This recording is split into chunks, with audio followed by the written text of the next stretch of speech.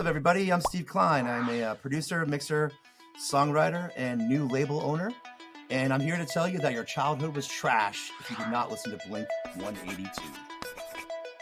Welcome to Your Childhood Was Trash, the podcast where we explore the pop culture touchstones that shaped our guests' childhoods. From movies and TV shows to video games and toys, we'll cover it all. My name's Mike, and I'm here with my co-host Nick. And in every episode, we're joined by a special guest who shares their favorite childhood property with us and discusses how it influenced their life.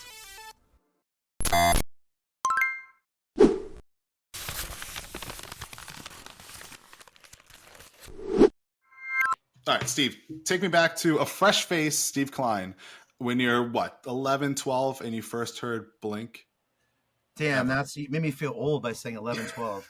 No, it was more like high school. I was like the same age, man. Yeah, I was in high school. I was around 16 years old, getting into Blink. And how I originally found out about Blink is... So this girl moved into the same town. I was in Coral Springs, Florida, going to Stoneman Douglas High School. There wasn't that many punk kids at my school. I knew all the punk kids, you know. She moved from San Diego to my town. She became friends with a couple of the same friends we had, made acquaintances. We went over to her house to hang out. She plays us this. She has this tape, and she plays it. She's like, "Oh, I know." She's like, I know this band. They played my older sister's party, like birthday party. They're called Blink. Here's the Blink tape.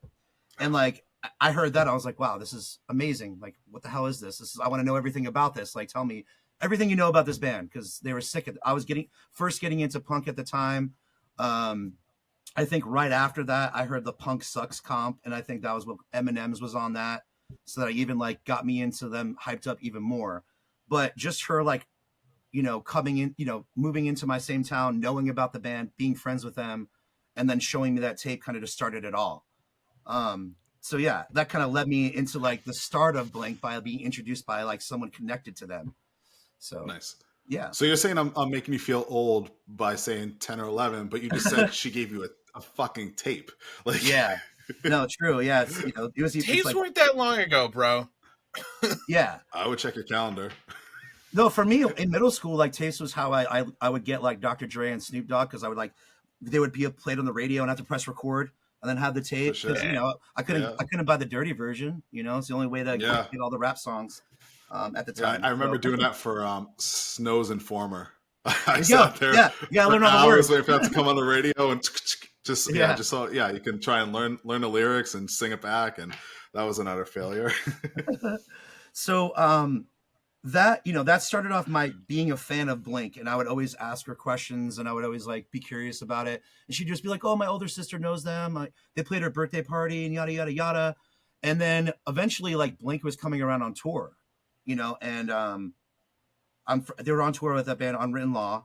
And she told us like, we're going to go to the show early and like hang out, like and whatever. And like, I'm like, okay, cool. Let's go hang out at the show and meet Blink. Like, let's see if we really are telling the truth or not. I knew she was telling the truth because I'm pretty sure like she like got her sister to call Tom in the background and we were like listening to make sure, you know, she was not just like making this whole thing up. So anyway, we're hanging out like, you know, they just got finished sound checking and we're like hanging out in a circle. And it's so hard to remember all these stories because they're so long ago. But she brings us backstage and she, you know, she obviously knows them. She's like saying hi to them. And we're just like, how do you know these people? This is so insane, you know? And that, you know, that started, we were fans back then. We just like loved Blink and we saw them that night and it was insane. Like, it was like the start of like me being, I guess, quote unquote, a super fan, you know, of the band. Yeah. Just like this, it became like being a fan of the band, but then also like being able to kind of like know someone that's friends with them. Like kind of like got me even closer to it, you know. It's kind of crazy. Yeah. So there's always something. Connection. I was gonna say there's something about that. It's like I'm friends with the band, and it's like no, you're not, and then they really are, and you're like, oh shit, this is actually kind of cool.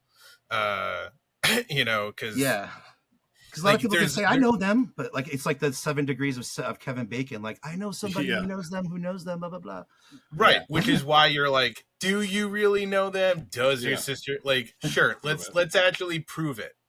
Yeah. Right, and then they were like, here you go, and you're like, oh shit, they proved it. Damn it. Yeah. Yeah. that kind of started off the fandom, and then like later on, I started, my old band, and then I was going to Warped Tour, and someone else in my old band gave Tom stickers, and I'm in the crowd singing along, and I'm like reaching up, and I reach up and grab one of my band stickers, and I'm like, oh my god, I got, like, he threw him out to the crowd. I'm like in the crowd rocking out to Blink, and I caught one of my own band stickers that he threw out. So like that was like there was like a constant like build to this whole situation. So I like start my career being in a band, and we're on tour in a van, and we had one cell phone at the time. Like, this is how like long ago this was. In a van, one cell phone. We would make phone calls to home from payphones and stuff like that. And we get a call, and it's I answer the phone, and it's Mark Hoppus. Like, someone's saying they're Mark Hoppus. Like, hey, this is Mark, and like Mark Hoppus, and I'm just calling. Is this blah blah blah? And I'm like, yeah, like, is this like a joke? And I like hung up the phone because I thought it was like one of our friends pranking us. Like, hey, this is Mark Hoppus, like doing that low voice, like, hey, this is Mark Hoppus. Like, anybody can do that, Anyway, he calls back, and I like hand the phone back to one of the other band members, and they're like talking, and they're giving me the eye, like, this is really Mark. Like, what the fuck? Like, and he's basically saying on the phone that he's super into our band, and like he wants to come to our show in San Diego, and like yada yada yada, and we're like freaking out, like we're just it's like a band that we all really super looked up to, and he's like telling us he loves our band. It was super surreal. That sounds awesome. Pretty cool. Yeah, I'm jealous. Now before we get too far into most of that, were you playing guitar before you discovered them, or did they have any influence on that? So I would say that Green Day had a bigger influence on me on playing guitar per se, because I was kind of a jock growing up. I was super into sports, playing baseball and football and basketball and stuff. And I ended up breaking my ankle playing basketball on the same night that I had tickets for NoFX, go figure. The first time I was ever going to go see NoFX at the Chili Pepper down in Fort Lauderdale. But either way, during that period of me breaking my ankle is when I actually first like picked up the guitar and started playing the guitar. So it kind of like changed my whole trajectory of life. Like, I was a jock, and then super into sports, and then I got into punk. I picked up guitar. The first song I ever heard to play was "Welcome to Paradise" by Green Day. Nice. So yeah. And then back then I was trying to find as much information that I could. I don't know if you guys remember, but remember like BMG back in the day? You would like get all those CDs, like the 10 CDs and stuff. Like, that's where I got like Radiohead Creep. Yeah. I got like Radiohead Creep, like Nirvana, Green Day. It was like a 93, 94 era where all that, Soundgarden and like, all that stuff was coming out. So it was like eating up everything, getting into music then. So yeah. That's awesome. Yeah, I think Blink, it wasn't one of those ones where like, I want to learn how to play M&Ms. I want to learn how to play Blink songs. It wasn't that. I was more like, I just loved it. I thought they were super fun, Yeah. And I think that Eminem's riff was super hard to play. I could never like get it right. So like, fuck this. I can play the Green Day songs. Whatever you got out of it is probably way better than whatever I can pull off, because I am not musically inclined in any way, shape, or form. It was your old band was actually the reason why I started playing music. I don't know. Would you care if I say the song at least? No, I don't care. All right. I'm a bass player. Like, that's like I always told people, I'm a bass player. I'm not a failed guitarist. Because how many people do you know that become bass players because they fail guitarists? But sincerely, me. Cool. Was like that bass riff is what like sold me on it, and I got my first tax return, I think, ever, and I went down to the Music Mall, which was the local place, and I bought a little Yamaha and a combo amp, and then just went. Did you learn how to? Was that the first song you learned how to play, or was it MXPX? No. Usually everybody's like do do do do do. I was gonna say, yeah, you pick something easier. No, but like a President of the United States of America song. There's like 2 chords in their entire albums. I did learn AFI's Miss Murder because it was pissing me off. I was playing it on Rock Band on Expert, and I couldn't 5-star it. So I'm like, fuck this, I'm gonna play the real thing. And I learned that like pretty quick. But yeah, that's what got me into it. So your feels with Green Day, I totally can relate to that. Cool fact about that Sincerely Me song is that riff that started the song off, it started off as a guitar riff, but then we changed it to bass. Oh shit! So usually it started off picture as like a guitar lead kind of do, but then changing it to bass. I'm glad we kept it that way. Yeah. Or else you would never have been a bass player. Who knows? Yeah, right. Who knows? But yeah, that struck me, and then like I got like super into like tone and stuff, bass tone after that. And that's cool. Yeah. Bass playing's fun. It's a lot more chill than playing guitar, I think. Yeah. Yeah, I enjoy it better. Like I said, I'm not a failed guitarist. I picked up a guitar after I learned bass, and like I said, a lot more chill. I'm what? No, I'm a failed bassist. No, because I never swung in the guitar. I still, guitar was like I get an acoustic, so I'll dick around with that. But like when I was in bands and stuff, I always marketed myself as a bass player because that's what I wanted to be. Not like I was ever shit with music, but yeah, you got your bass rig behind you, so we know that you're pretty good. Yeah. Yeah. Yeah. Yeah, it's not bad. Yeah, I'm okay. But yeah, I mean, like that's one thing I loved about it is the simplicity. Not necessarily simplicity, because as you know, you can do some pretty complex bass riffs, and I like doing that. But I also I feel like I was able to have more fun on stage as a bass player because I got a wireless setup and I jump around like a fucking idiot on stage and jump in the crowd and have fun, and it's a lot easier, in my opinion, to hold those notes and stuff as opposed to fretting a guitar. Did you learn how to play the carousel bass riff? The Cheshire Cat carousel song? Yeah. That one's pretty tough. Yeah. That one's fun. Yeah, except just the intro, because I never went into. Of course, that's the best part. The power chords that Mark does. I never went into that. Even that one's a pain in the ass. He sits down like he does. Yeah, he sits on his knee. Yeah, it's true. Yeah, I did learn that. He's proof enough that you can be an okay bass player and still be in a killer band. Yeah, but he's no, he's amazing. I'm kidding. I was gonna say, you think some of the stuff.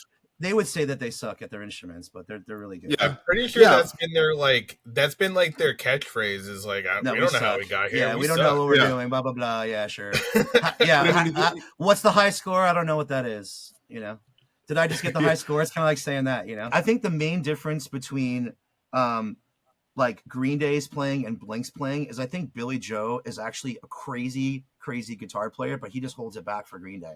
He can solo insane.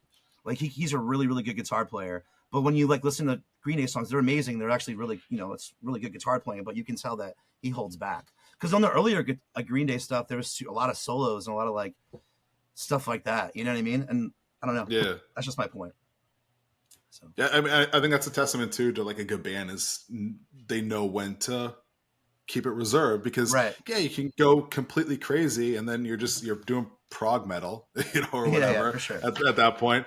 But the ability to keep it reserved, and sometimes the sweetness is Jimmy Eat World, but the sweetness is in that pocket, right? That's sure.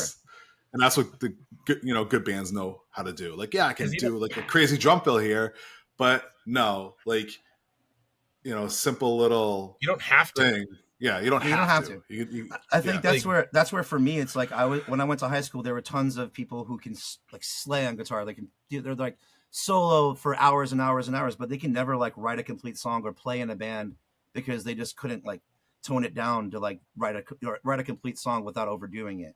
And I think that was a lot of the problem with, you could be amazing at guitar, but you gotta have to be able to write a song too. You gotta be able to be part of a group, right? Yeah, you can shred, but tone it down. I'm not a band player. I'm not a musician. I've never been in a band. I definitely set up a bunch of band equipment for a bunch of my friends. And that was it. But I played sports like you did.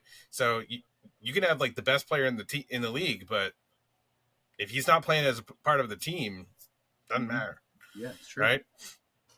That's how I can relate to this stuff is sports. But when Mark called the cell phone, he was like, "Yeah, I'm going to come to your San Diego show," and that was the last thing he said. When he hung up. So the whole time leading up to that show, we were all freaking out. Oh my god, like Mark Hoppus is gonna come see the show, like it's gonna be crazy. So that morning he called the cell phone. He's like, I'm gonna come by and take a few of you guys to lunch, and we're like, sure, great, that's awesome. So he picks us up in his BMW, and like we get in the car, and he just starts talking like over some music, like listening to the Get Up Kids and like shooting the shit, like playing Jimmy World, and like he like turns back to me and he's like, oh, guess what's next on my CD? And like he presses play, and it's like my band. And I'm like freaking out that this like Mark Hoppus is driving around in his car just like listening to my band. Just the whole thought of that's insane. So we're driving, cool. And I'm thinking in my head, like, where are we going? Like, where are we going? And like I kept being like, where's this guy taking us right now? He could like be like, gonna kill us, and like no one ever hear of us again, But anyway, he pulls into like a shopping center, and I go, dude, are you serious? Are you for real? Are you taking us to Sombrero right now for lunch? That is not real. Yes. And he goes, yeah, it's fucking real. Like, we're going to Sombrero. So Mark Hoppus picked us up, took us to lunch at fucking Sombrero. Like, how insane is that? That is not a fucking dream.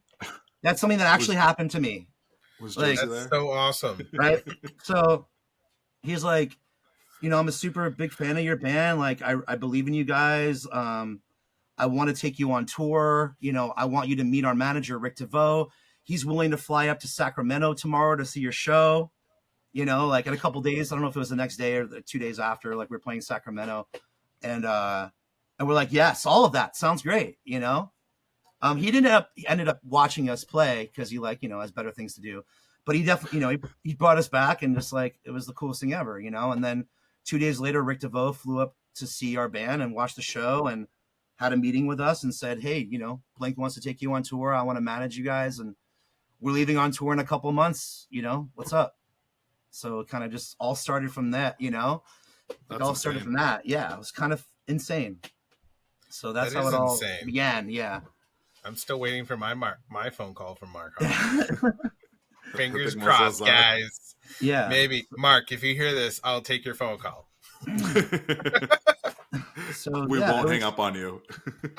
it was crazy. It was very surreal. It was definitely something that, for me, when I started a band, I was going to local shows. Like, there was a thing called Chaos, and it was just like local bands like playing shows, and I would go every weekend on Friday. They would have shows when I was in high school, and I would see bands. And that's like, when I wanted to be in a band, like that's what I wanted to do. I just wanted to play locally and just like be in a band, and like didn't really have any like thoughts of like, oh, I want to be in this like band that's like successful, or be on MTV, or be on the radio, or anything like that.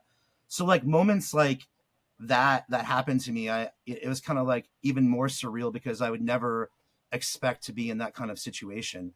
And from then on, that moment on, it kind of led us on a path of like doing tons of surreal, dreamlike things, like being on TRL, and like having our video on MTV, and being on K-Rock, and touring with Blink with the fuck sign behind them every night, and yeah, getting to hang out with them and meet them as people, like personally. Warped Tour, yeah. Well, I saw that. Yeah. So I saw them at Warped Tour before I even toured with. I saw them at Warped Tour before I even toured with them, and just because you brought that up, and what was funny about that is like in West Palm Beach, when you play Warped Tour, they tell you can't curse. Like you can't. We'll charge you a fine if you curse, and yada yada, because we have like a city ordinance and shit. And I remember like Eminem like going on. He only played one song because he like went on. I was like, oh, they told me I can't curse. Fuck this shit, and just started playing like, doing his songs, and like they kicked him off. And like I remember Blink was trying to like, they were trying to make them not curse, but they cursed anyway. So it's kind of crazy. But anyway, that's another side story. Nice. So yeah, you're beaming about that, but what about like meeting Rachel Lee Cook or Trauma Studios? Like, come on. I mean, like, that sounds pretty badass. Cool. That stuff is cool. I mean, it was kind of interesting how all that stuff happened. Like, another person in our band kind of manifested it all, and I don't know how it all happened. She liked our band, it just so happened, and we met her, and she was nice. Like, I didn't, it wasn't one of those moments for me, I guess. Like, I wasn't like a super fan of her, so it wasn't like, oh my God, like, can I get your autograph? For me, it was moments like that are like meeting my idols, like, like I said, like meeting Mark and Tom and Travis and Billy Joe from Green Day, the people that like kind of shaped my life.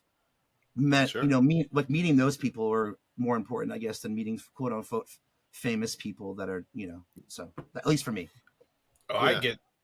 I get that. I completely understand that feeling. I've like meeting one of the I've met a lot of famous people. I go to conventions all the time.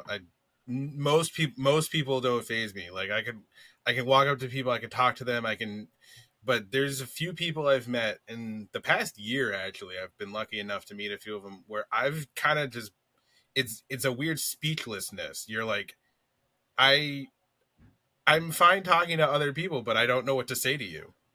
Right? Yeah, and you I'm feel literally like handing them money for their signature on a piece of thing, and I still don't know what to say to them, right? Yeah, you feel like nothing that you can say would impress them, or like, they haven't heard it all before, but I think you'd be surprised that, people who are actually not narcissistic and appreciate where they are in the world, they appreciate every person's appreciation towards them, I think, Right. or they should. And they've been really and they've all the people I've started with, they've been super cool, but it's just one of those things where it's like I've talked to so many people over the years for decades at this point, and it's just kind of to find I'll be honest, it was I met Kevin Smith for the first time last year, and I've been a massive fan of his since probably about the same time I became a fan of Blink-182. It's been forever. Oh yeah. And I've been like, man, I would love to meet him. And last year I got the chance, and I was like, I obviously figured it out. It took a few seconds, but it was still that whole my brain blipped, this is actually finally happening. And yeah. I'm pretty sure I could probably, it relates to the time where you met, I'll be honest, if Mark came up and was like, I want to pick you up in my BMW, I'd be like, yes, where are we going? To get pizza at the mall. Yeah, it's definitely wild. Great, man. like for Green Day, it took me 6 to 8 weeks to of getting to know Billy Joe before I showed him my I only have a couple of tattoos in Green Day's. One of them I have a Kerplunk tattoo here. I don't know if you can see it, but I definitely didn't show that to him at all until we got close enough for me to geek out on him. I definitely think there needs, I don't want to punish people right off the bat. I want to it's kind of hard with people like that, going from being hey, I learned how to, that's the first song I ever learned how to play guitar was one of his songs, and now I'm touring with him. It's kind of weird to automatically do that the first day. You don't want to come at them and be yes, scare them off. So yeah, right. It took me a while. It took me a while to kind of warm up. And what he would do, which was really cool, is sometimes during the tour he would buy out a bar, and it would completely close out, so the whole tour can just go there and hang out. And one of the nights, one of the nights ended up, we were all on a table and everybody got up and it was just me and him chilling, drinking together, and I ended up confessing my love to him and being like, oh my God, thank you so much. It's super surreal being here. The same thing. Yeah, just thank you so much for letting me be in your world for this, and fucking give you my band a chance. You guys have shaped for me to be here right now and talking to you is just insane, and I just appreciate everything and whatever. And it just kind of, it was cool. He was super receptive of it. He didn't seem very put off, or he seemed really appreciative of it. Yeah, exactly. It wasn't that move, so it wasn't that vibe. So it was cool. That's and awesome. Then later on, we gave his son's band Swimmers some shows, and then he came up to me when we were playing Reading and Leeds Festival, tapped on my shoulder, thanks for giving Swimmers shows. I'm like, what do you mean? Thank you. Of course. He was wearing a little San Diego Padres hat. I didn't even recognize him because I turned around. It's tap on the shoulder. And he's super short. So I didn't see him at first, But yeah, it's cool. To be on ground level with someone like that, who you kind of hold in such high regard, and they're such cool people, and you know why they are so special, and they deserve to be that special and to be held that way. But there's certain people that I met that you're fuck those people suck. I feel, I feel bad for anybody who idolizes them, but then there's certain people who I meet and I'm fuck yeah, this guy, I hope everybody should idolize this person and their work ethic and how they treat people and how they run their business. Yeah, definitely. It always stings a little bit if there's like an actor or something that I like, and then I find out they're just an asshole in real life. It's well, now I don't like you anymore. It's hard. Yeah, it really is the worst. Mike and I had a shared experience with somebody like that. We won't name names, but it was kind of like a very long period of time waiting for them, and then when you did get to meet them, it was kind of like, oh, that was a real big letdown. Yeah. Oh, Mr. Green Robe. Yeah. Okay, Whatever. Yeah. I mean, I don't care. You can say his name. No one's gonna. I don't know. Maybe he wants to come on. I don't want to be like, you were kind of a dick. No. What's his name? It's Tom. What's his last name? Tom Green? Hiddleston? No. I don't know. There's too many famous Toms now. Tom Loki? Green? No. Loki? No. You talking about Loki? No, fucking Malfoy. Oh, Malfoy was mean to you? He was just, so we were there because my stepdaughter was like obsessed and had a huge crush on him. So I took her to Comic-Con and Nick was there and we all, we had to skip the line pass, right? So we could didn't know. Yeah. And we wait in line and he like shows up, sits down for like, well, first of all, he's like 20 minutes late. He sits down for like 5 minutes, maybe 10, then gets up and he's like, oh, I'll be right back. And then disappears for like another 15 minutes, like taking a shit or whatever. But it's like, dude, this is how you treat your fans? But it wasn't one time. Yeah. The lines weren't moving correctly. And we ended up waiting and it was like something ridiculous, like 2.5 hours. And he disappeared a couple times, and then it seemed like it was very rushed when we did get up there and stuff like that. So it wasn't like, it didn't feel like this was worth 2 hours of wait of time where it was kind of like, I don't know, like maybe he was just having a bad day or whatever. Like, I don't know. Worth it. Right. But, so there's those instances, but you never also right, like too, I'll just chime in that like you never know what's going on behind the scenes and like right. I'm sure, unless it was something personal against, that he like, with you guys, I don't think that anybody that's waiting for that kind of stuff should take anything personally, I hope that that the person who's putting that on is trying their best to make sure that they put it on the right, do their obligations correctly, because I'm sure no one wants to look like an asshole unless he wants to be his character and just be like, oh, I'm my character for life. Right. Think of me as like this like stuck up kid, whatever, forever. So maybe he wants that vibe. But you're right. Like that's why I was kind of like, I don't really want to say like, everybody's got a bad day. Everybody like I've met a bunch of people where I just look at them and I'm like, you look defeated. And they're like, I am so exhausted right now. That's why for me, like through my whole career or like I would read comments about what people would be like, oh, Steve is an asshole or something. And I feel like I always put myself out there and always made myself readily available to like talk to people and to like listen to them and to take time out of any time that I had to like appreciate anybody that came up to me. So if you're listening to this and I was an asshole to you, I swear I was never an asshole to anybody.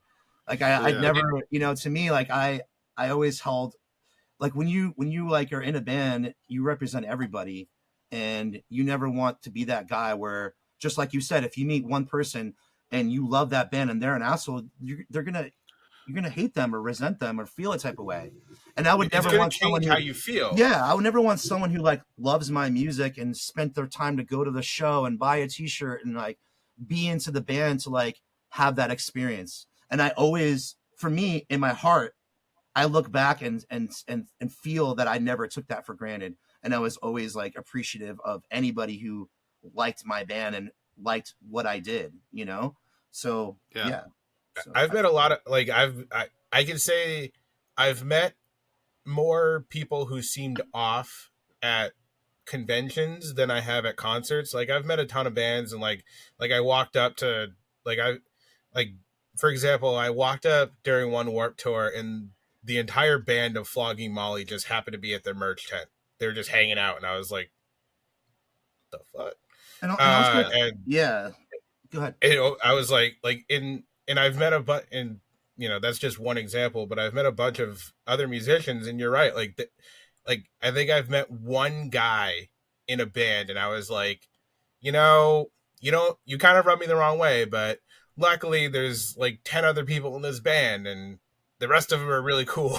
So. The thing is like I think people need to realize like people in bands are people, like they're like and exactly. And people who write music, they're very emotional, and a lot of them are like socially inept, and that's what got them into music in the first place, because they were bullied or they were quiet or they kept to themselves. I think those are the artistic people.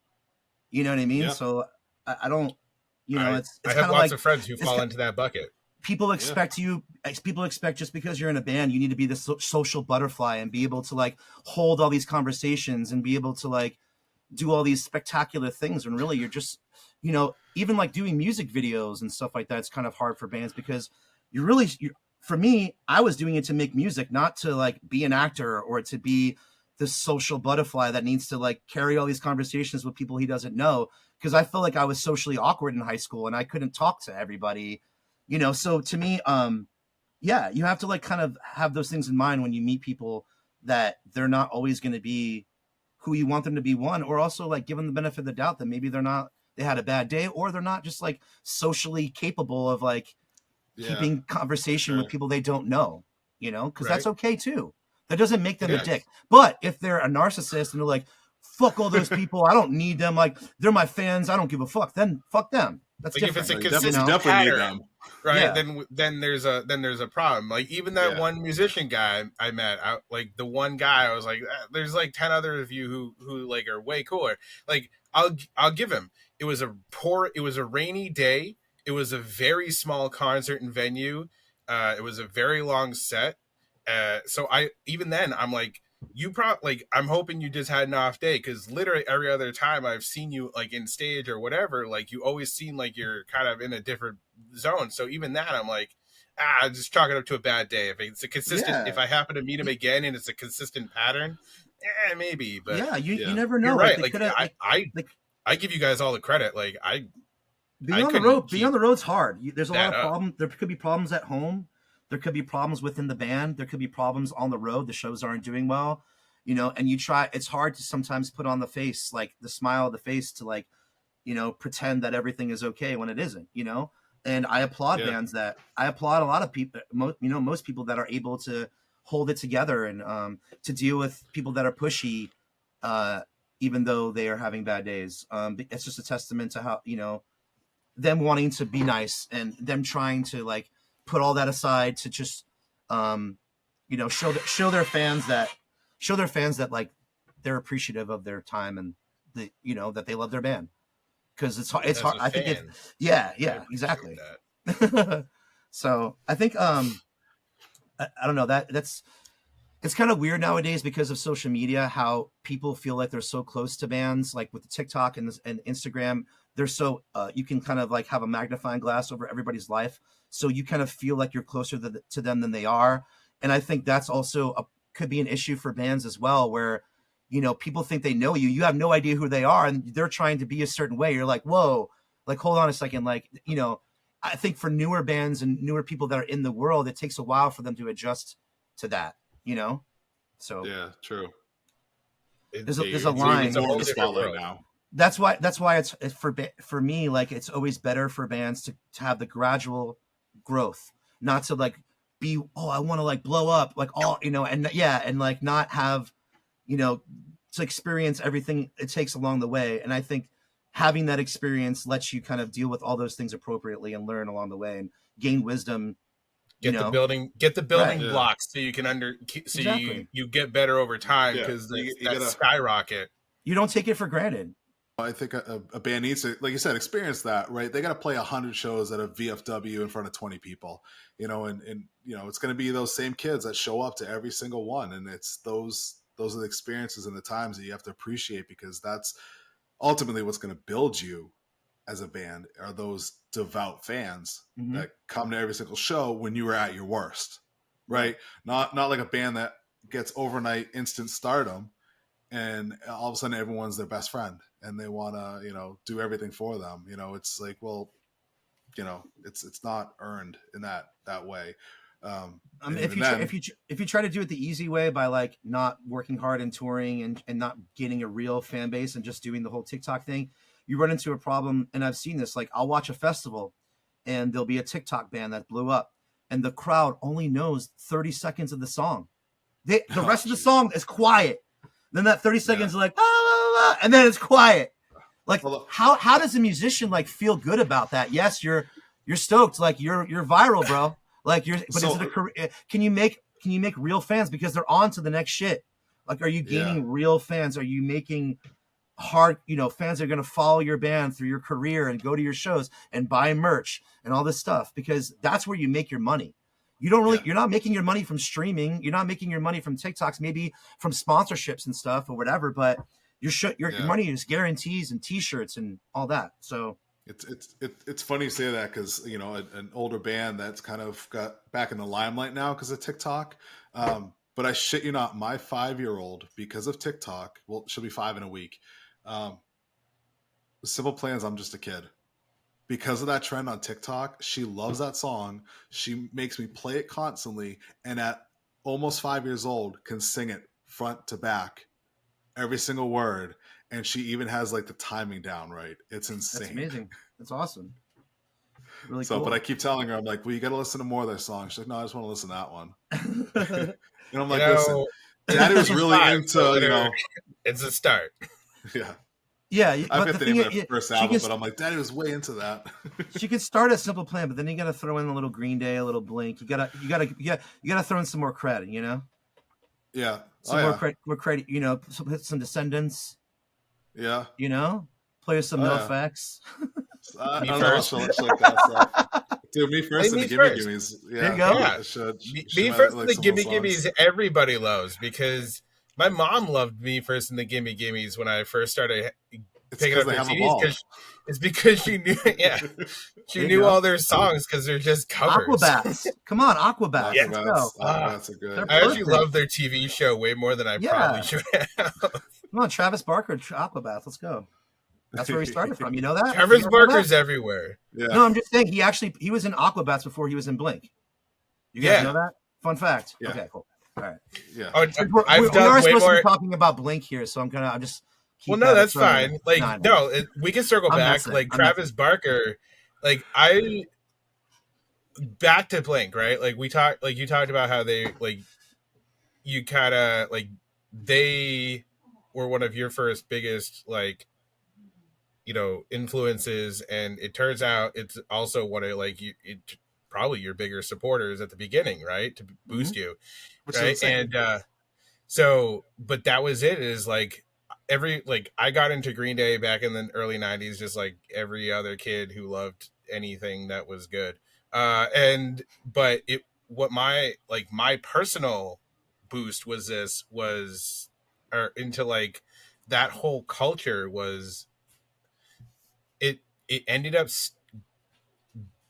being one of the primary things was Blink and Dude Ranch and Cheshire Cat, right? Yeah. It was that. It came out, and my buddy was like, dude, you got to listen to this. And he played me Damn It. And I was like, what is this? It's it's just fun. And he tried to get me to go to Warped Tour that year, and I was dumb and didn't go.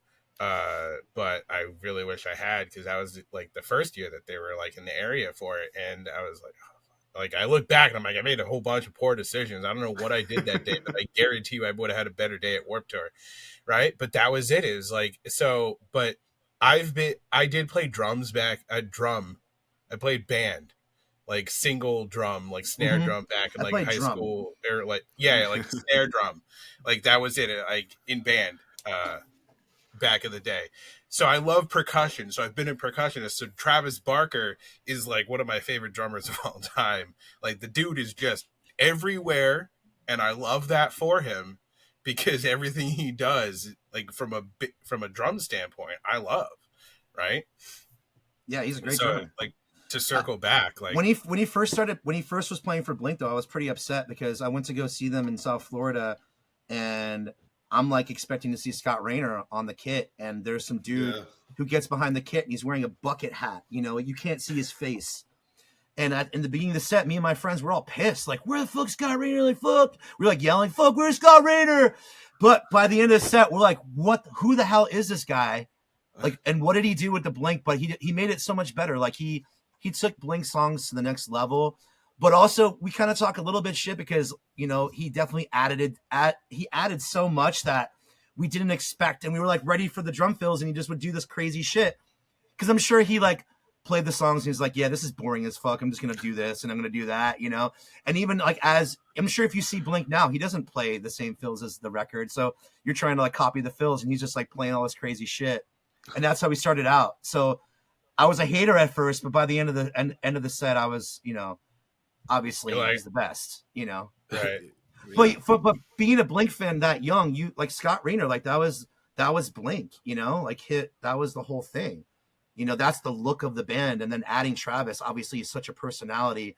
It like completely changed the dynamic right day one, you know, for a good thing. It was a good thing, obviously. Right. Like nothing sure. against, you know, nothing against any, like it is just a different sound and that is okay.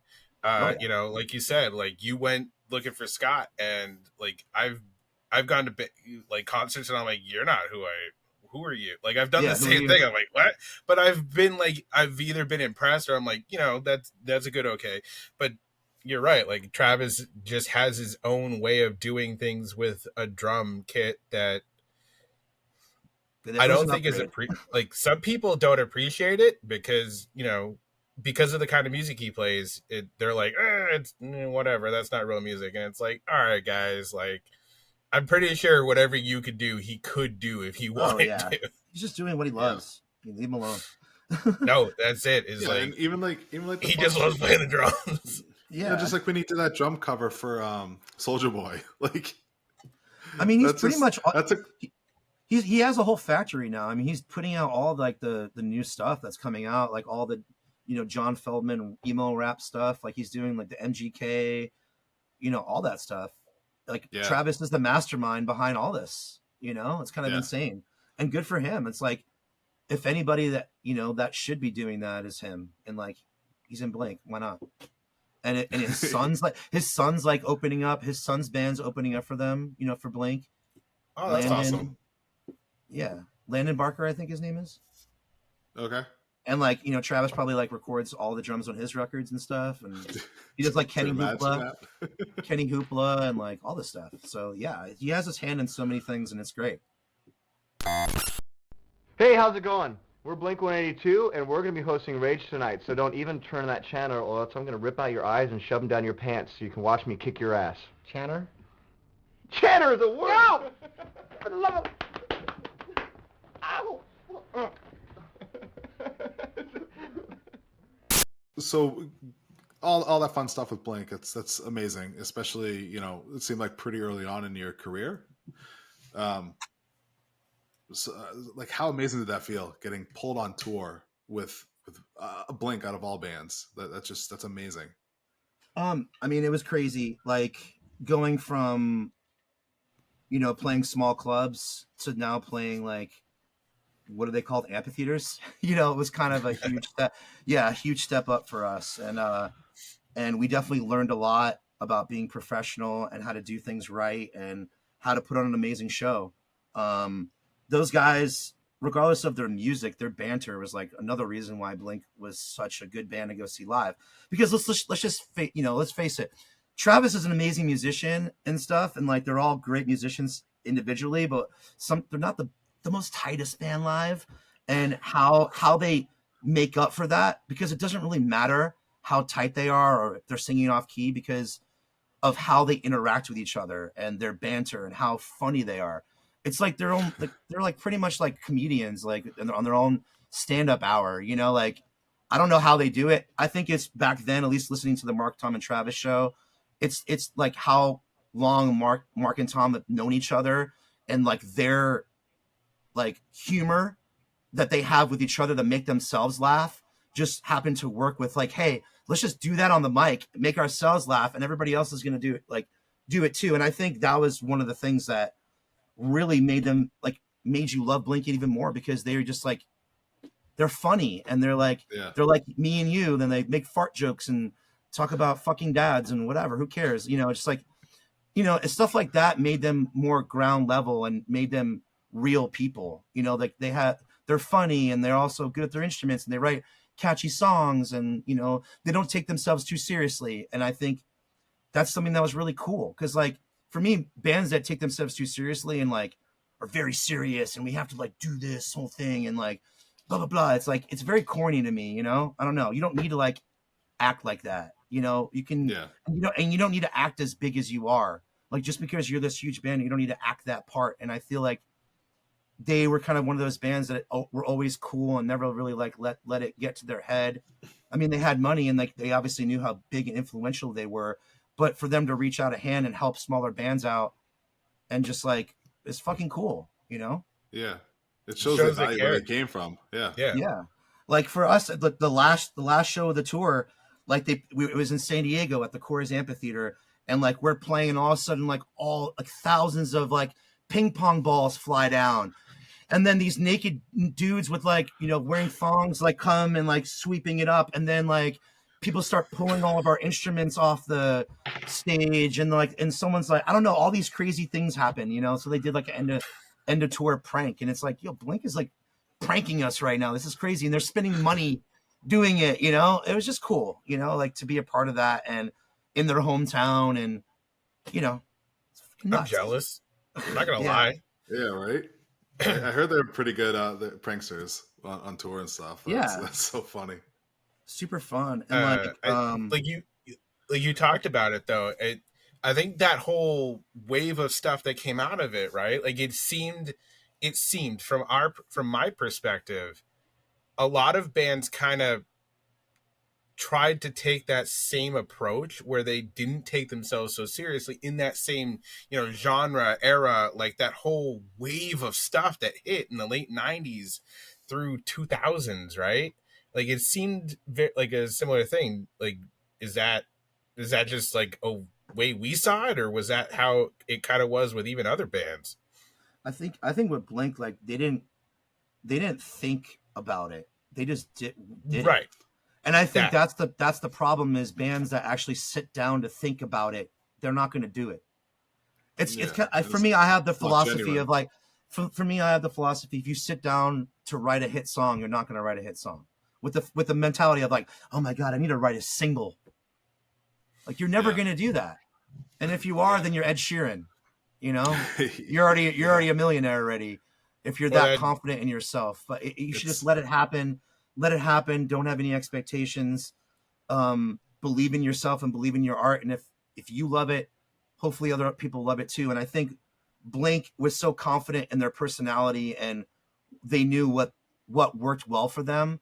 They didn't have to try. They're like, we're going to run around naked and we're going to rip off boy band videos and it's going to be sick. And then it could have been corny as hell. It did. But it broke them. You know, it made them even bigger than they were. Because, like I think that was the song that made them international. I mean, they were already big, but that song, you know, it was that leap that brought them from almost just amazing punk band to, like you just said, international freaking stars or whatever. Like it was that weird jump that brought them from like here to here, that everybody was singing Blink 182 as opposed to like all the people who were, you know, who liked that type of music. It was like that thing that just, right? Yeah, they became a band, like a household name. It wasn't just punk kids, but they were cool enough to where the punk kids were like, oh, they sold out, like can't listen to Blink anymore, you know, like that kind of shit. So they kept it real. You could just or you just took it as like, you know what, the rest of that, like that whole album was actually really good. Oh yeah, like sure you had them run around naked, sure, whatever. I also wasn't bad.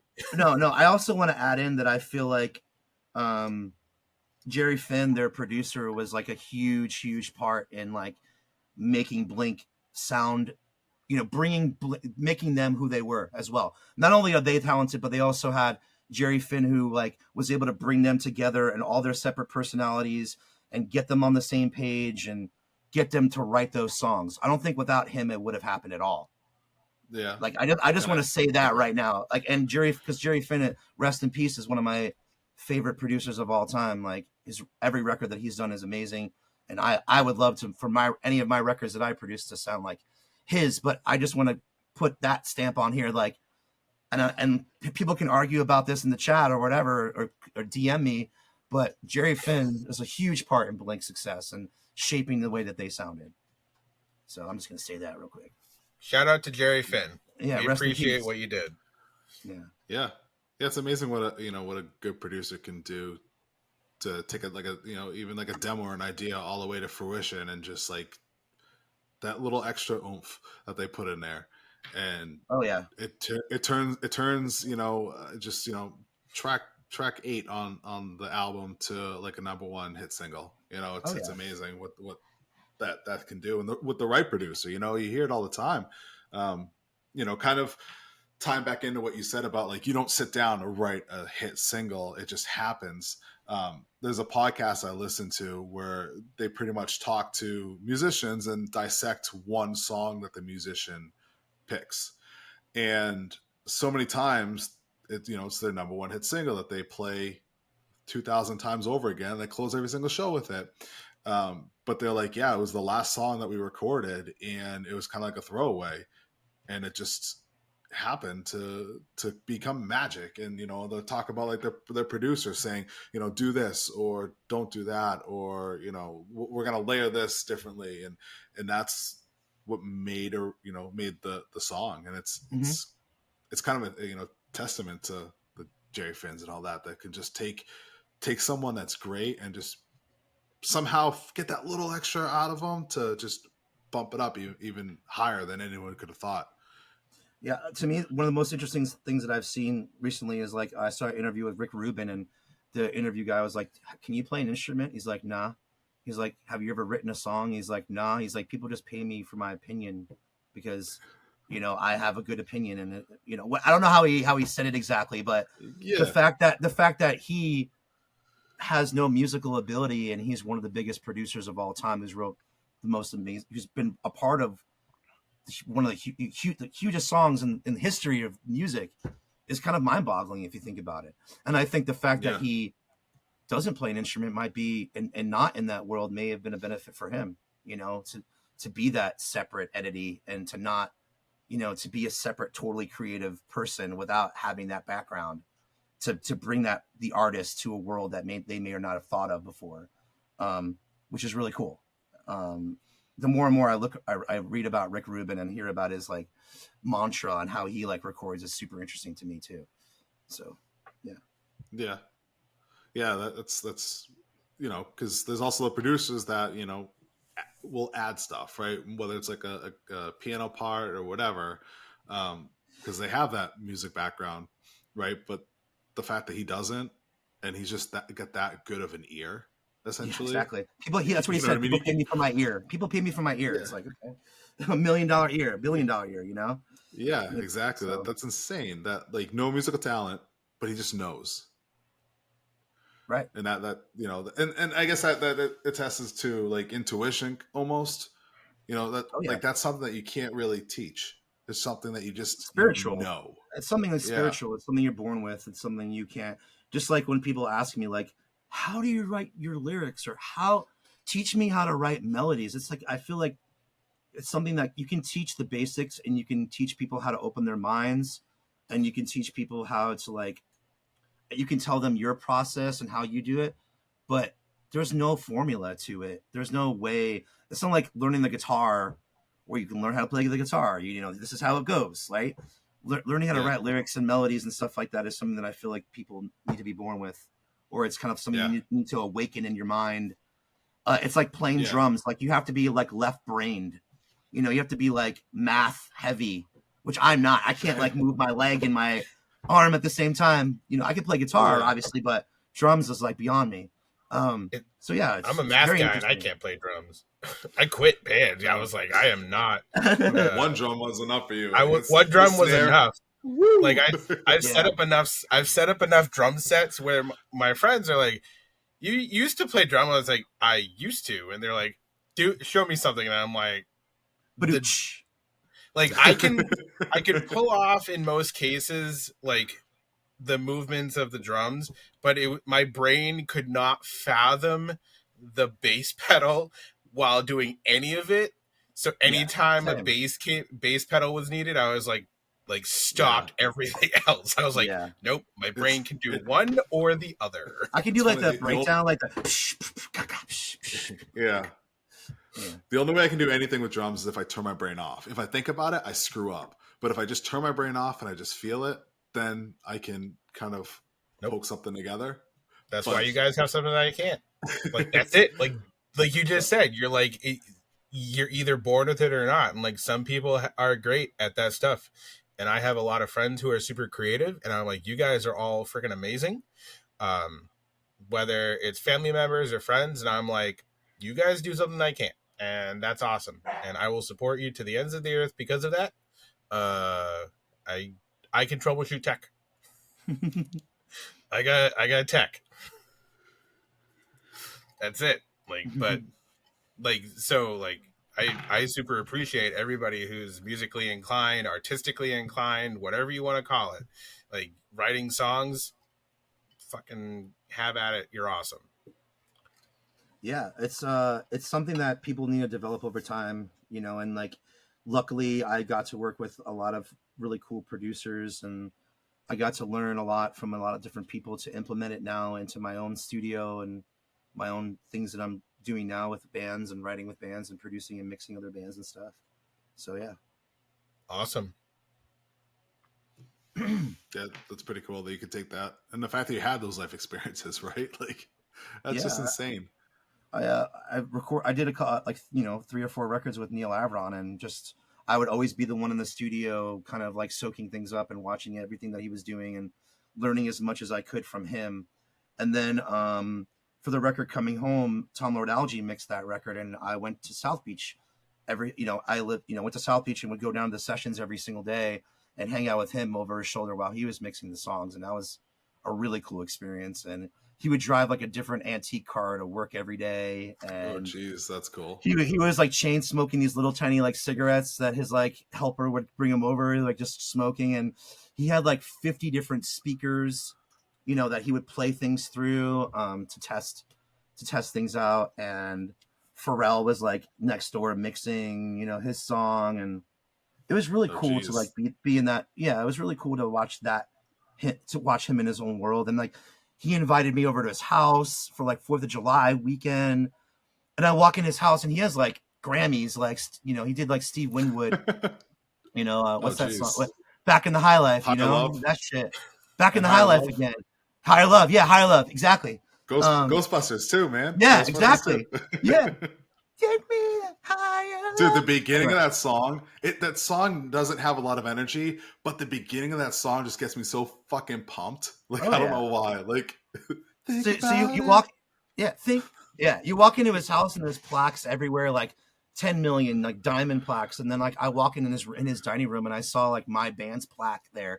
It was his only gold record that he had hanging on his wall. All the rest are platinum, diamond shit, but he had the gold record on his wall. I was like, dude, hell yeah, that's sick. And then he always brings up that like the breakdown in I don't remember what some song. He's always like, oh, the breakdown in this song is so sick. And anyway, pretty cool. I've got a question. Like, you brought up the plaque, right? So if a band earns a plaque, does everybody get one?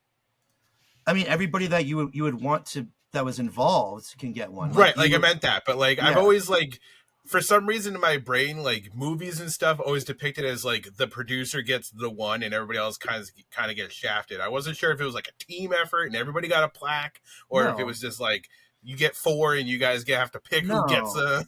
No, basically what happens is they'll hit you up and they'll be like, you have an RIAA certified plaque. And they, you know, you can have one for you and the management and label. And if you want one for family and friends, you just have them fill out a form. And then family and friends, you know, can get plaques and stuff like that. But you kind of have to have an in. You can't just like. That's so cool. Joe I'm not gonna lie. Yeah, but yeah.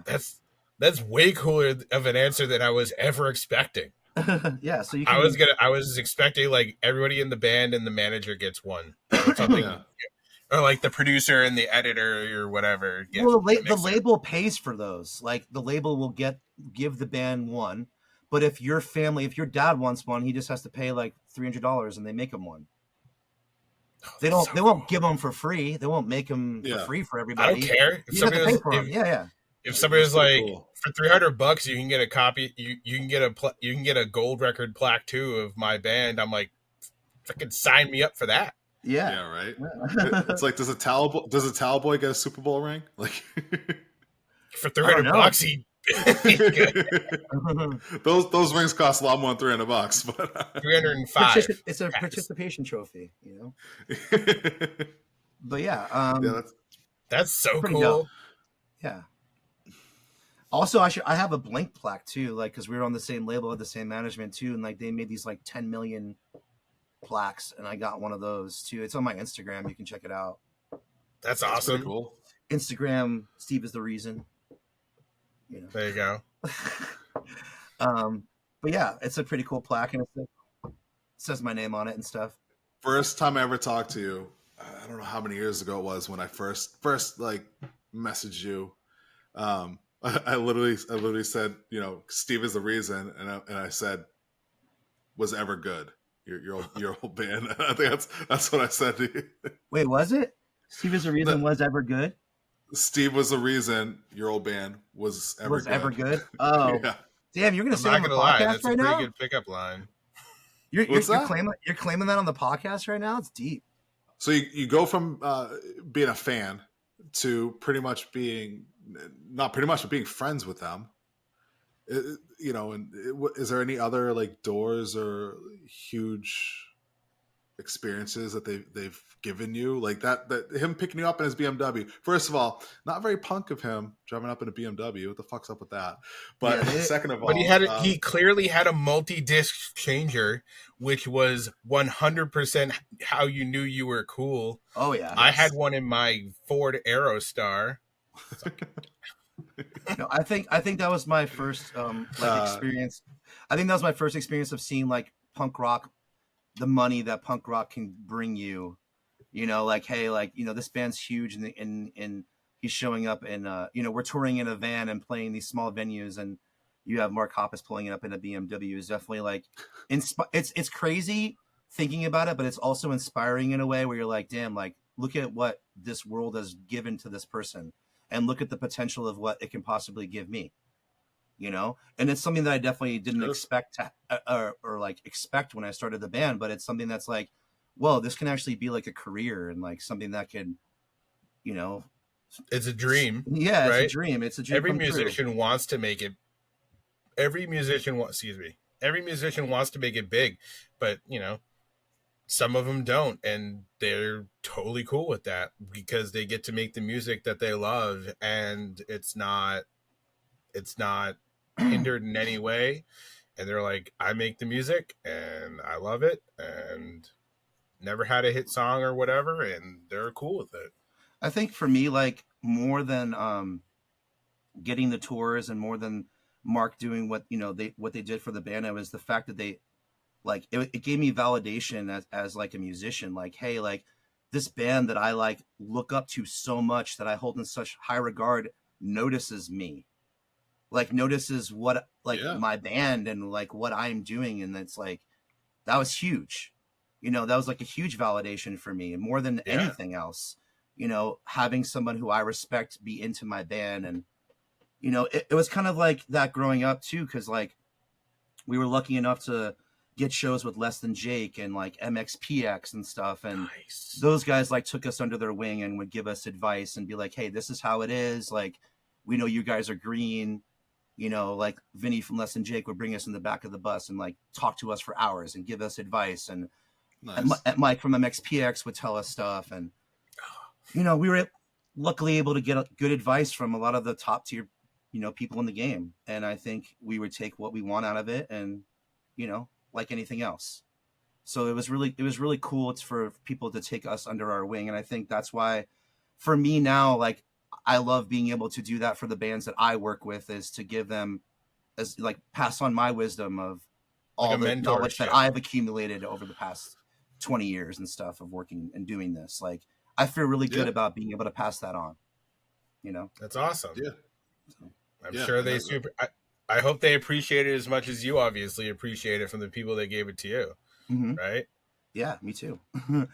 Like, it's really cool to be able to pay it forward and to be able to share my experiences and help bands not maybe make the same mistakes that, you know, I made or anything like that. You know, I lived a lot of life and lived through a lot of experiences. So being able to share them with young bands and being able to give them a heads up, like, hey, like, yada, yada, yada, to give them, you know, to be able to make the better decisions, like, going forward, which is cool. Yeah. Yeah, it's pretty interesting too. You know, some of the bands that you mentioned, I mean, you know, from in our circle, those are big names, right? But if you talk about like music as a whole, like you skyrocketed past them from an, you know, objective point of view. You know, like, you became a much more household name, if you will. I think you ended up being closer to the Blink 182s than the MXPXs. Yeah, and then think about it this way too. Like Les and Jake took us on our first U.S. tour, like our first bus tour, and then fast forward a bunch of years when we were on the Good Charlotte Civic tour, and we were trying to bring up bands to, like, you know, to take out. Guess who was on that tour? Les and Jake, MXPX, you know, a ton of bands that, like, you know, we paid. You know, I felt like we wanted to give those bands and show those bands that respect. Like, hey, you helped us out, like, and we're doing this big tour now. Like, we want to hook you guys up too. No, it sounds weird to me because those bands have been around way longer and stuff, you know. Yeah. But to be able to do that, to put them on like an arena show, and to be able to have them a part of the Civic tour was sick. That's Moon, by the way. Hey, Moon. Look, we've had a number of pets pop into the podcast. Yeah, it's a cameo. It's a cameo. But yeah, it's good seeing, like, you know, one hand washes the other, you know, and when someone can recognize that, that's, you know, that's just it's humbling in and of its own, you know. It's good and it's genuine, and, you know, it's good to hear that stuff, you know, because even like you said with newer bands, even if it's not, you know, the Les and Jakes and the MXPX or, you know, Get Up Kids, all that shit, Descendants, the big names in the world, you know, in the community, but, you know, the lesser known people that are just trying to start out because you remember being there and you remember that someone did that for you, so you're gonna extend that to someone else, and that's a testament to, you know, the right people in the music industry. Well, it's the punk rock mentality. It's the punk rock mentality, you know. Yeah, I think that's the kind of the gist of it. Have the punk rock mentality. Help, you know, the same people you see on the way up are the same people you're going to see on the way down. Always be humble and always respect everybody, no matter what. And that's always been kind of my mantra. And, you know, leading that into the next story, like, the whole time. In transition from, you know, being on MCA Records and Geffen Records to Epitaph. Before we signed to Epitaph, we, like, Mark Hoppus, like, produced Not Without a Fight on spec, because we didn't have a label at the time. So he told us, like, hey, come track with me at my studio in Los Angeles and I'll record it for you and cover it for you. And when you guys get signed, just pay me back. So again, that's another thing that Mark Hoppus did to, like, help us out. Like, he totally recorded us for free, you know, let us use the studio. And at the time, Blink was broken up, and he was like, he had a beard and was, like, smoking cigarettes and, like, would wear Blink 182 socks and, like, talk shit about Tom and, like, say crazy things, you know, and be like, I didn't mean that. I'm just, you know, I'm just talking, whatever. And it was just, you know, because they were in, like, a weird transition time, you know, back then. So, and then right after that was when Travis had his plane crash and shit. Like, I was really good friends with his assistant, Chris, who passed away on that flight, and it was fucking horrible. So, like, yeah, like, I don't know, just, that was a crazy experience. But again, like, Mark did go out of his way for us and recorded that record for us and helped us out. And then we got signed to Epitaph, and it was awesome.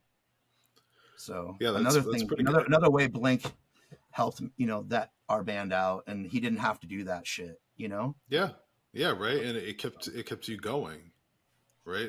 Yeah, and so for sure. You got Epitaph, and you were ready to go. You know, there wasn't like, now we gotta go to the studio, and now we gotta record and write and all that. You were ready to go, and that's right.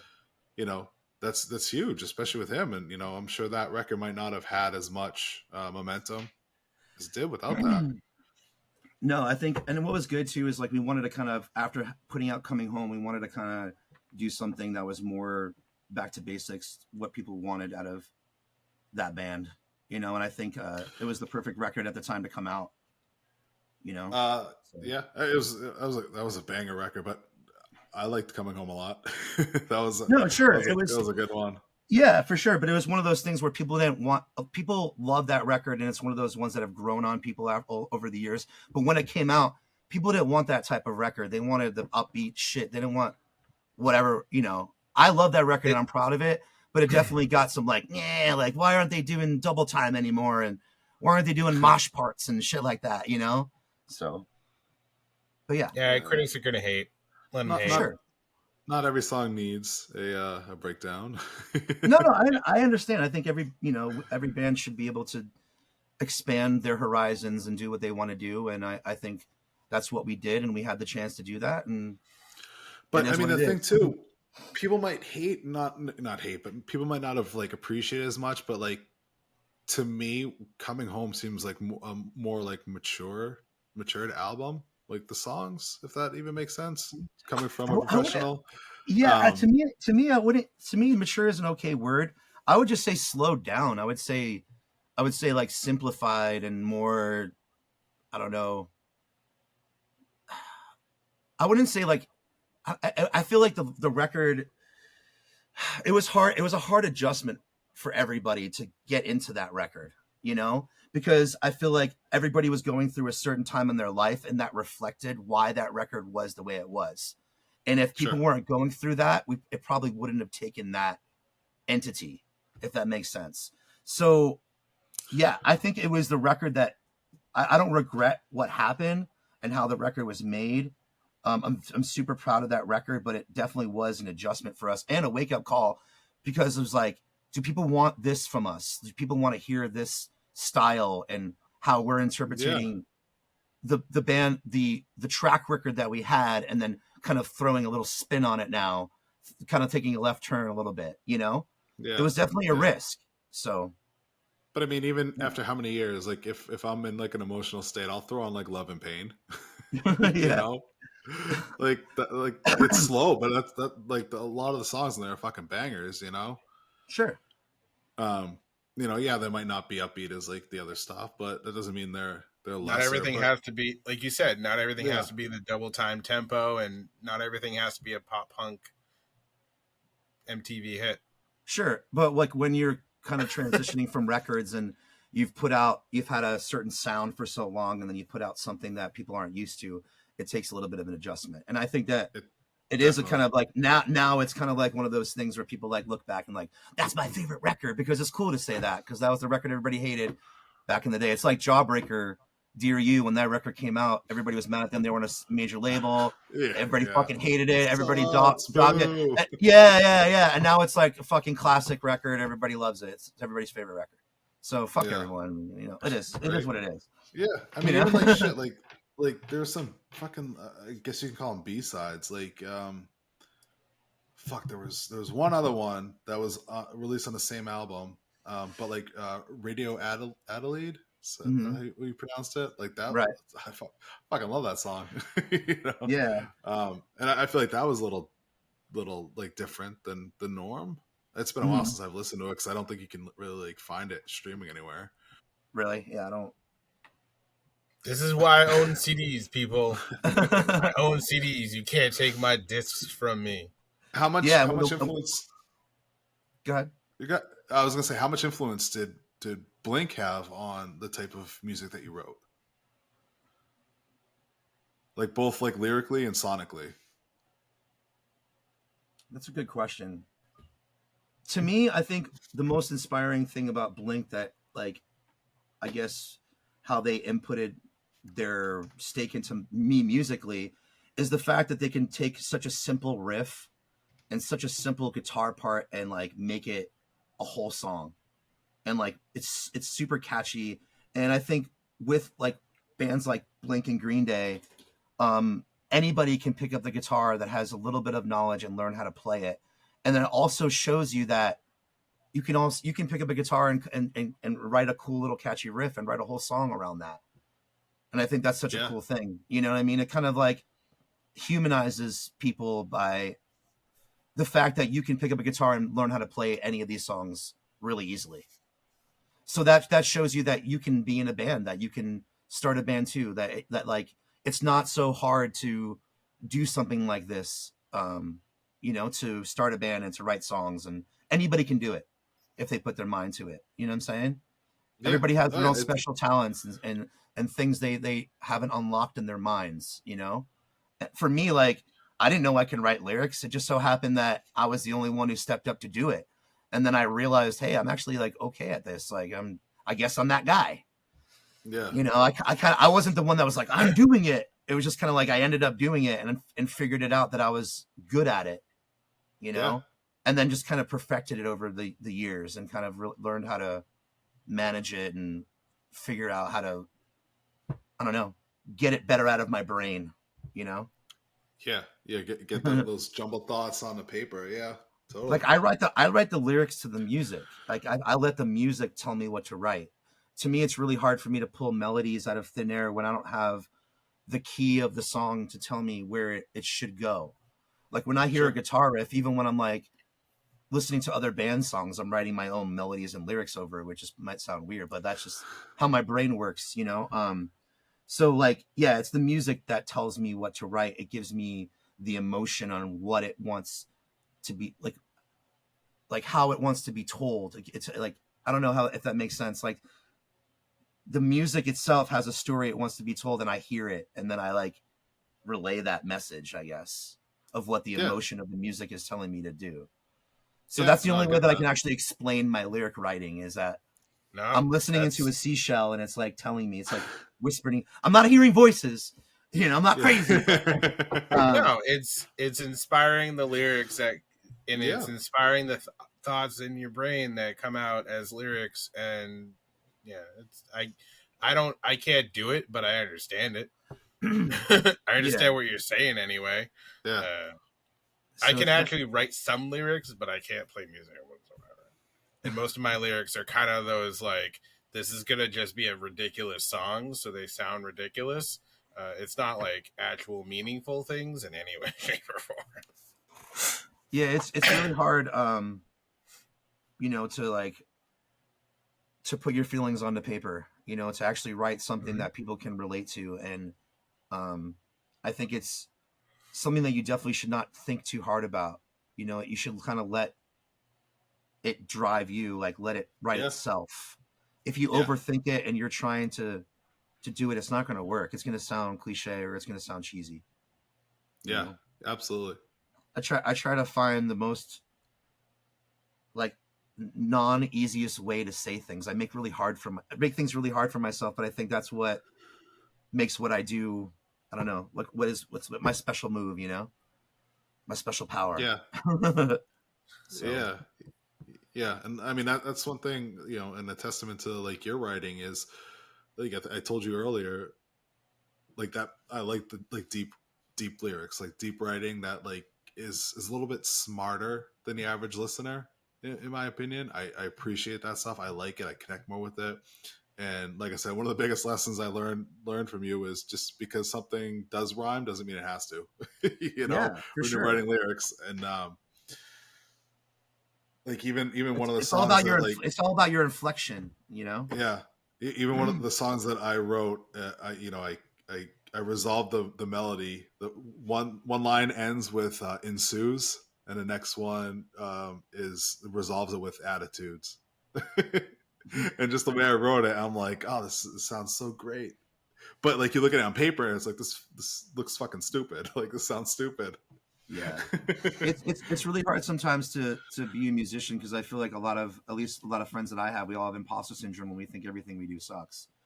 So I think the best way to go about it is like, if you feel that way, you're never going to release anything. You're always going to be scared and think everybody's going to think it sucks. But if you're proud of it and you feel like it's cool, like do it. You know what I mean? Don't worry about what other people are going to say. Fucking cares. Fuck 'em. Yeah, fuck everybody else. Like, yeah. To me, I've had the mentality of like, I'm going to write what I like, and it just so happens other people like it too. That's cool. Yeah, exactly. And I mean, that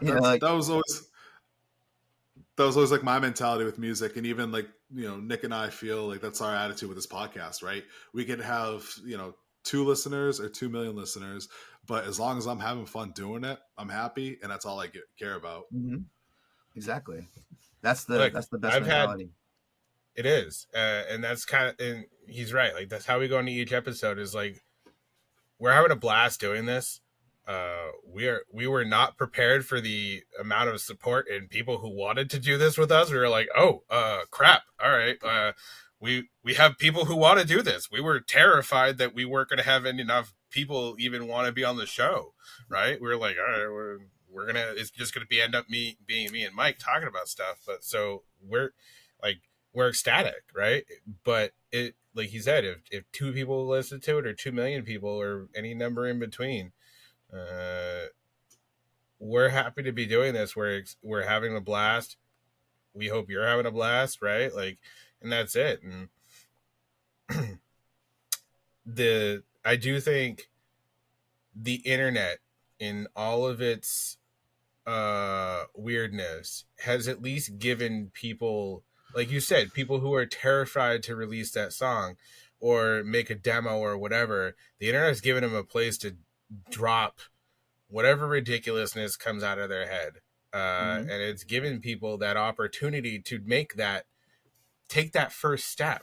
And, you know, for better or worse, like, right? Maybe nobody listens to that song. Maybe it takes 2 years for that song to get discovered. Maybe it's a massive hit right off the bat. But I'll give the internet credit for that, where I think people see other people releasing it, and I hope that musicians, artists, anybody who does that stuff, I hope it gives them the courage to do it, right? Because, like you said, you work with a lot of people who are like, my stuff sucks. Yeah, it probably doesn't, right? But you gotta, and what you're feeling, like something that was said earlier, you know, oh crap, I just lost the train of thought.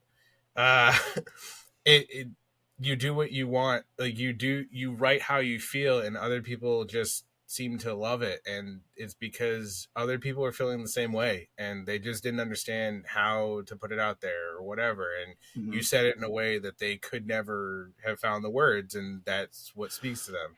That, like, beats aside, you know, music aside, in most songs, like the lyrics, they've always been a thing that I've been like jealous of. I'm like, I could figure out a beat, like I could play it, like I could eventually figure out a beat or something like that. But lyrics, like I said, all the lyrics I've ever written for anything, like you said, I've written over songs and or made ridiculous lyrics to go with songs that don't make any sense whatsoever. And that I couldn't write a real thing. I probably could if I really wanted to, but I hope it's kind of given that those people the courage and that oomph that it does to get them to go out there, because just do it, man. It doesn't matter how many people watch your video. It only takes one person. You know, I was watching something online. I was like, Tyler, the creator, and he's like, I go on YouTube all the time and watch people's videos that have 10 views. I found this person who's on my roster. I found this person. They had like 10 views in their video. So just because hundreds of people or thousands of people doesn't watch your video, all it takes is one person. Like, same thing for me. Like, I run a label right now, and I'm always on the internet and, you know, watching bands' videos. And even if they have 10 plays, it doesn't matter. Like, it takes one person to watch your video. It takes one person to find your band. You just find your band, find your art. If you're doing this to make money, and you're doing this like to be a star, then you're not in it for the right reasons. You know? Yeah, exactly. So, you know, it's gonna be you know, from the heart. Be an actor. Be an actor, or be like a, you know, do something else. You know, it's really hard to fake music. Because people who are real fans of music that aren't just like kind of just mindless pop fans, like who care, like you say, about lyrics, and who care about substance, and who care about those kind of things. Because everybody's a different music fan. Everybody cares about different things. Like, I care about lyrics. I care about what music says to me. You know, I have a little bit, you know, I'm just more jaded, I guess, or I'm old now, and it takes me a while to get into new music, I guess, you know, but I am very open-minded, and I'm very into new music. But yeah, like, it's, you know, don't ever fucking like think too much about your art. If you think it's good, unless you're not proud of it, if you're not proud of it, don't put it out. But if you think it's good, don't be worried about what everybody else is going to say. Yeah. That's yeah. I have a few friends who have been in the music, who've been doing music for literally almost the entire time I've known them, and that's what it is. They put out what they love and they do it, and they're not out there making millions of dollars, but they do it all the time and they love it. Mm-hmm. That's what matters. Yeah, because no matter some people get to the point where they like get married and they have kids and they can't physically make time to do the music and they can't be in a band anymore, but they have the dreams to do it. You know, you calling me out, Steve? You calling me out? I'm just saying, like there comes a time. It's like it's kind of like phases when you're a child. Like, you know, there's certain times in your life that you're able to do things and enjoy things more than others, and then there's the more responsibility you get, the less that you can kind of pursue those personal hobbies that you have. But it's a pendulum. It swings. You know, the more time you spend in that world, it'll come back around. If music is really your passion, it'll never leave. You'll always have that itch to do something. You know, and like now with technology, it's making it so much easier to be able to record yourself and to be able to make things that are sounding good at home without spending a lot of money. Which is great. Yeah. For those people who need it. Springboarding off of that, you know, did you have any other stories you wanted to share at this time, Steve? Yeah, I can remember. I mean, I feel like I told all my good Blink stories. I have a good Green Day story. Let's hear it. So we were on tour with Green Day for the American Idiot tour, which was fucking insane. You know, and I think I saw that twice. Yeah, it was crazy, and the whole tour was insane. Like, you know, like I told you the Billy Joe story earlier, and Mike Dern. You know, I have Sharpays, and Mike Dern had Sharpays too. So we we hit it off talking about our dogs and stuff, which is really cool.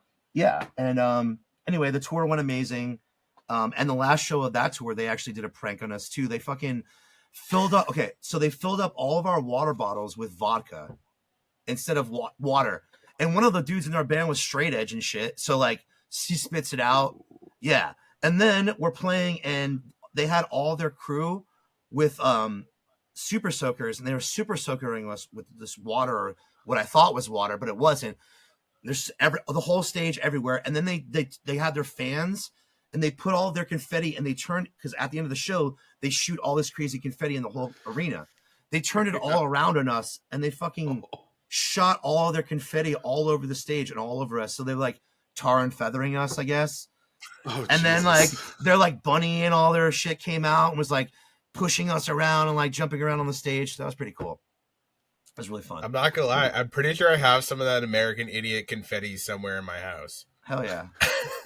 So I was gonna say, it goes back to that weird shit that you hold on to, and it's like, I hold on to that because I took my brother to his first concerts, and it was like my brother turned 13, and I told our parents, "Yes, I'm taking my brother to see Green Day," and they're like, "Well, we're not really sure." But I was like, "I don't think you guys heard me correctly. I already have the tickets. It's on his actual like 13th birthday, so I'm taking him. You don't really have a choice in the matter."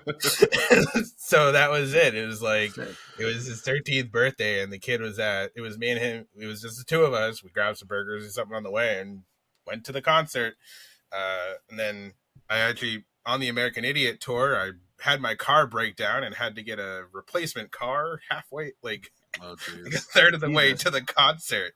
Luckily, my stepdad drove his car down, and we hopped in that car, and he waited for AAA to get the other car to get back to the house. Nice. But yeah. So at the end of that show, we walked off stage, and Green Day's tour manager came up to us and said that Green Day wanted us to talk to us in their backstage room. We're like, oh shit, like what's going on? I can't hold any more confetti. So we walk into their dressing room, and they, Billy Joe's like, thank you so much for doing this tour. It's been amazing, like getting to know you guys. Like, you guys killed it every night, yada yada. We wanted to like present you guys with suits. they fucking they got us all tailored suits, and they're like, go try on your suits and come back to the dressing room. So we all like we all get our suits on. We go back to to take a group photo with them at the end of the shoot before they go on stage, you know. And Billy Joe had his like red tie on and his like makeup and shit. It was fucking that's awesome. So like, yeah. So we're like taking the photo or whatever, and it's the last show of the tour. We're all sad, and then basically what happened is like Billy Joe like turns around, or like one of the guys in the band turns around, I forget, and is like, "Hey guys, like, we don't want this fun to end. We're actually going to take you guys on the sold out UK Europe tour that we're about to do." Wow. And we're like, we found out that day we're about to leave for Europe for like 2 months or however, 6 to 8 weeks. Like that day, you know, on the next tour. And it was just crazy. Like, are you serious? Yeah, Jesus. Like, fuck, they bought us suits and then they're telling us they're going to like take us out for the rest of their world tour. Like, totally That's surreal. awesome. Yeah, totally surreal. Yeah. So Green, you know, some cool story for all you internet folks out here, you know. Good guys. I love Jesus. those things. Really, like, Yeah. you know, you like Blink and Green Day, like those guys are real. Like they're fucking cool dudes, and they, you know, care about people and they care about bands, and they're not just like these rock stars that people think they are. You know, I think, you know, it's really cool that they're all still going strong. And Blink's back; they're gonna have a new record out. You know, I'm stoked. Yeah, it's awesome. I'm not gonna lie, I'm really stoked. I'm really excited about about it. I was stoked about their last record too.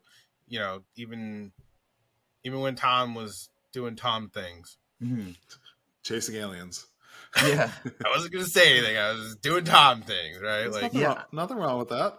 yeah. I'm a huge. There's I'm a huge entire Matt shows and stuff based around it. Yeah, I'm a huge Matt Skiba fan, so yeah. That's what I'll say. Same about that. Z's. That's why, like, when I found out he was there, I was like, oh, all right, like, I'm cool with this.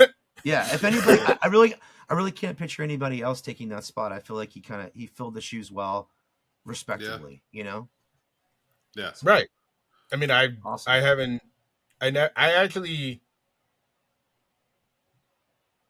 have to think if I've actually like seen Blink live Ever?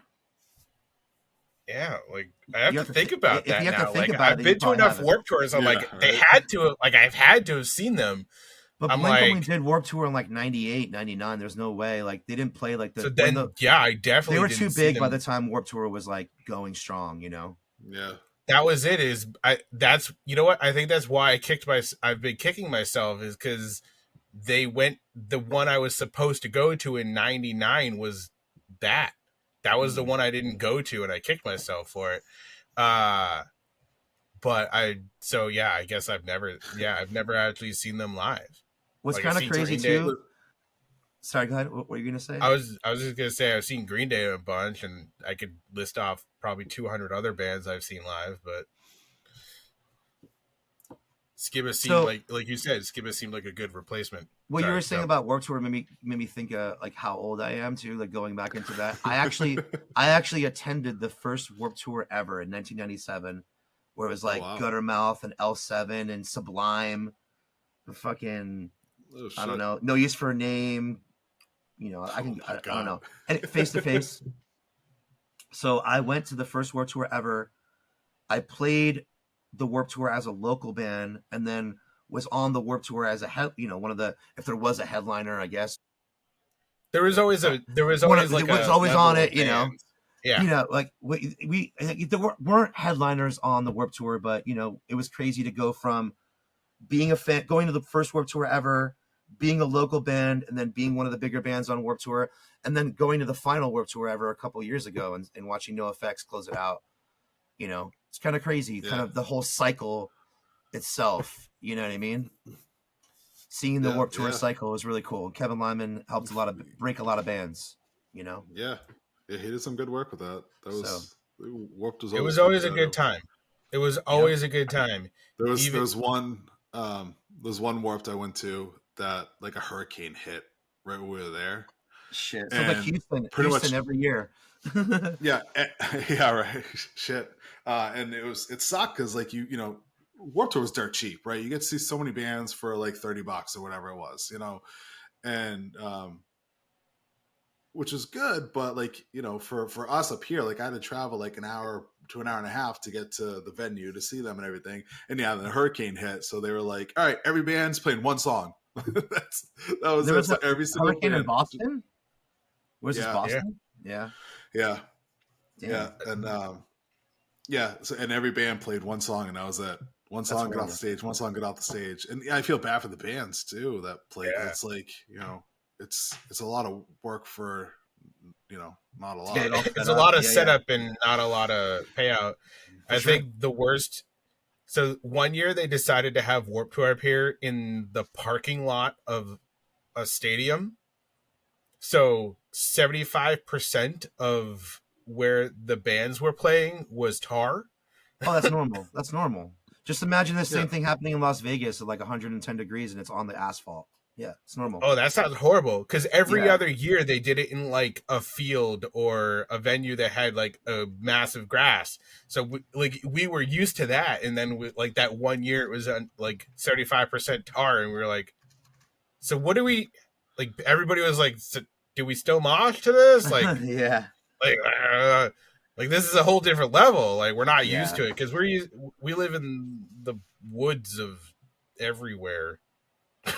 Like there's grass and all that stuff everywhere. Every time I went to Warped Tour, it was always at like the Xfinity Center in Mansfield, Mass, and that's right pavement. That was all on pavement. Really? Wasn't that the amphitheater where bands were all playing the amphitheater and you just walk around and stuff? Well, there was like the bigger bands were there. The State Champs video is them at that venue. I think that one of their first videos is them playing Warped Tour. Oh shit, really? At that place, yeah. Nice. I like State Champs. Mm-hmm.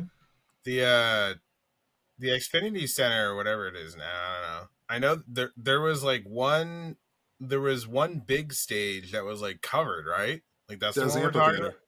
Yeah, and then there's the other. That was. Wasn't the 25-year Warped Tour in Boston too? Wasn't there like a 25-year Warped Tour show in Boston? I'm pretty sure. It was just one show. I think so. I'll be honest. Like that's one of the things I've missed. Like over the past probably say 10 or 15 years, I have gone to like 0 concerts.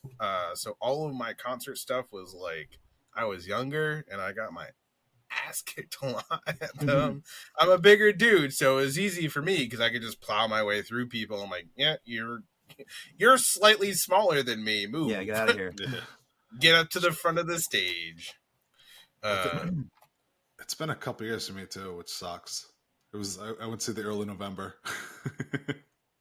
I just saw Balance and Composure in LA a couple of days ago. That was amazing. Nice. We're going to see some good shows. I saw The Cure at the Hollywood Bowl. That was really cool. Oh yeah, my buddy went to go see them in New York. I love The Cure. Madison Square Garden. Yeah, I think so. Square Garden? Yeah. So, I had to think about that. I was like, where did he send me photos from? Couple years ago, my wife did surprise me with tickets to see Hall & Oates. That was pretty good. Hell yeah. I'm going to go see Death Cab and Postal Service in October. That'll be cool. Nice. I think I saw that concert like 20 years ago. Yeah. I think they're doing the anniversary of the record, of the only record they put out. Nice. I'll be honest, the that record was something I wasn't expecting. Oh yeah. I loved it. It's a classic record. It is. The fact that it's a classic record now still scares the crap. I'm like, how old is that thing? I can't remember the name of the record, but I remember The District Sleeps Home Tonight. That's whatever the name of the song is. What's the name of the record, though? Now I just blanked. I forget the name. It's all good. Fake fan. Blanks. Blanked. Look, I've got a lot of data. Now I have to look. I've got a lot of stupid crap in my brain. I'm gonna be like, yep, that was definitely it.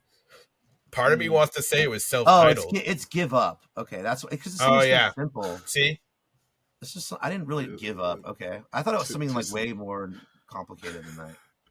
I thought it was self-titled, but now you're like Give Up, and I'm like, oh yeah, nope, that's right. I can picture it on the. I never would have guessed that it was called Give Up either. That was nowhere in my brain. Anyway, yeah. Well, that sounds like, I Those mean, that, things. like I said, I'm pretty sure I've been to that concert before. No, they did. Yeah. They tour. I saw it in San Luis Obispo, that same tour. Postal Service and Death Cab. So, Yeah. it's gonna be cool. No. Yeah. Yeah. That sounds like it's gonna be fun. But Would have been fun. But yeah, Steve, we have monopolized so much of your time tonight. So appreciate it. Of course. Why don't you let everyone know it. what you got going on and where they can find you? Okay, so besides the fact that I've been producing and mixing and engineering for the past like 10 years, I actually just started a new record label to put out bands that I believe in and work with. I don't actually have to like produce them to put it out because I'll put out anything. But right now, the first signing to the label is a band called Imbalance. Oh, the label's called Happy Honey Records, by the way. Here, I'll show a little sticker. Happy Honey Records. There we go. Nice. Yeah, and the first band that we signed is a band from Bakersfield called Imbalance, and their record comes out August 11th, and it's called Elements, and there's 7 songs on it. For fans of Story So Far, No Pressure, Rise Against, A Day to Remember, I guess. I hate saying that kind of stuff, Nice. but it gets people kind of interested in it. So record label singles out August 11th, and I'm excited to start the label. We're doing everything in house. Me and my friend Casey, like I'm directing videos. He's shooting all the videos and editing it. My friend Ben did the website. My friend Ashley's doing like all the artist promotions, like kind of just doing it all DIY. Is that happyhaunting.com? happyhuntingrecords.com. Nice. And then Instagram / Happy Hunting Records, and then the band's Imbalance CA on all the socials. And that, folks, brings us to the end. Thank you for tuning into Your Childhood's Trash. We hope you enjoyed our conversation. If you liked the topic and it brought back some memories, hit the like button and comment letting us know. Don't forget to connect with us on all the socials and check ycwcast.com for any new ventures. See you on the next episode. Same trash time, same trash channel. Yeah. Oh shit! Here we go. Oh my god, that thing's gorgeous.